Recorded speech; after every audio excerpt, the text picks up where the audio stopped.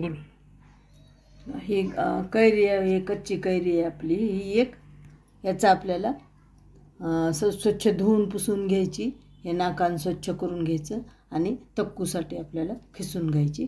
कच्च्या कैरीची तात्पुरता तक्कू आपल्याला 8-15 दिवस खाण्यापुरता करून घ्यायचा। तो ही तक्कूसाठी आपण खिसून घेतली बघा, मोठ्या मोठ्या खिसणीनं किती छान आपला खिस पडलेला आहे, तुम्ही पाहू शकता। हे आपण खिसून घेतली, तर ह्याचा आपल्याला आता तक्कू करायचा। त्यासाठी आपण ह्या चमच्याने 1 चमचा तिखट घेतलेला आहे, हे तिखट टाकून घेऊ।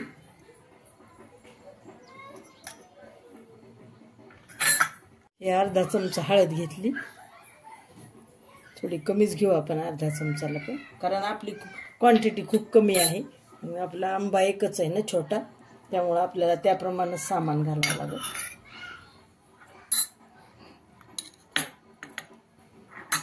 हे अर्धा चमचा मीठ, हे चवीपुरतं, हे थोडासा गूळ घालून घेऊ आपण। कैरी आंबट गोड कशी आहे त्याप्रमाणे गूळ बसतो, हे थोडी आंबट कैरी आहे म्हणून थोडासा गूळ घातला जास्त। आता हे आपण सगळं मिक्स करून घेऊ।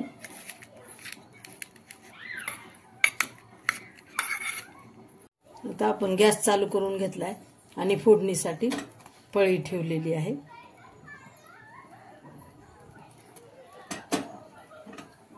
पळी तापायला ठेवली, आपण ह्यामध्ये फोडणीसाठी तेल घालूया।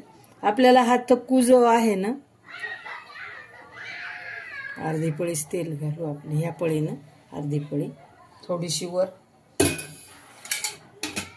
आपला हा जे तक्कू आहे ना, हा तात्पुरता आपल्याला 8-10 दिवस खाण्यापुरता तात्पुरता करायचा आहे, फ्रीजमध्ये ठेवून द्यायचा, कारण हे कच्च्या कैऱ्या टिकत नाहीत ना जास्त, ह्याला पाड लागलेला नाहीये आपल्या ह्या कैरीला, त्यामुळे हा हे तात्पुरताच तक्कू आपल्याला करून खायला करायचा।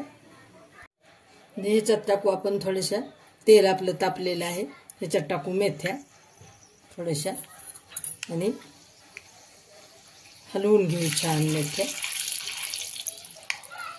छान आपल्याला लाल करून घ्यायच्या आहेत मेथ्या, मंद गॅसवरच। त्याला टाकू आपण मोहरी डाळ 1 चमचा, ह्या चमच्याने 1 चमचा मोहरी डाळ, ह्याच चमच्याने 1 चमचा मेथी दाणा, छान असं परतून घ्यायचं।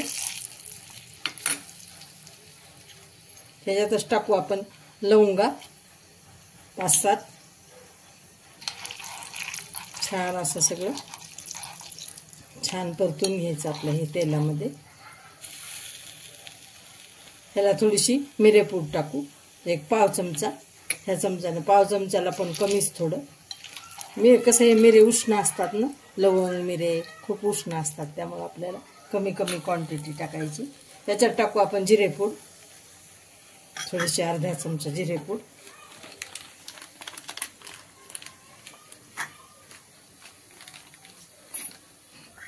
ह्याच्यात टाकू आपण आयता बेडेकरचा मसाला 1 चमचा, आपला 1.5 चमचा ते टाकू आणि छान असं आपलं सगळं बाकीचं परतलेलं आहे।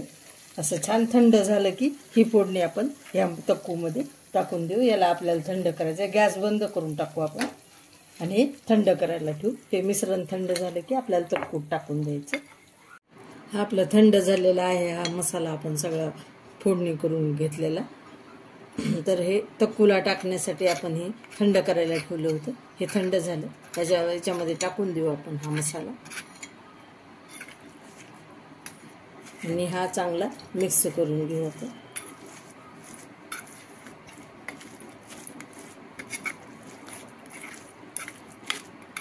आपला तक्कू किती छान झालेला आहे।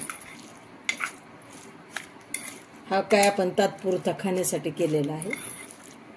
आपला कलर किती छान आलाय आणि सुवास पण खूप छान येत आहे या तक्कूचा, हे खूप छान लागतो खायला। तर असा हा तक्कू उन्हाळ्यात फार आपल्याला आंबट असे खावेसे वाटते, पण असा हा झटपट होणारा तुम्ही तक्कू नक्की करा मैत्रिणींनो आणि माझे प्रेक्षक, आणि नक्कीच करून खा। सबस्क्राईब करा, लाईक करा, शेअर करा।